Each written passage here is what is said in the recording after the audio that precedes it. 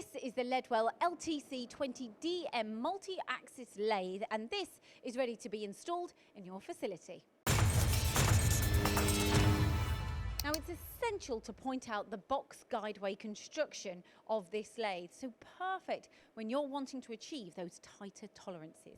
And with a maximum tool diameter of 150mm, it's ideal for large slitting saws or parting off. It's got a 65mm bar capacity and a programmable tailstop. Let's hone in now on the 12-station turret. Every single station here has driven tools up to 5,000 RPM, which is a really decent feed rate. It's got a parts catcher on the front, so ideal for those long runs. And it has a tool setter, making setups nice and easy for you. It's got a swarf bin, chip conveyor, and an updated FANUC control. So if you want to know more about this stock machine, then get in touch with WH Lead, and it's got a special offer on it.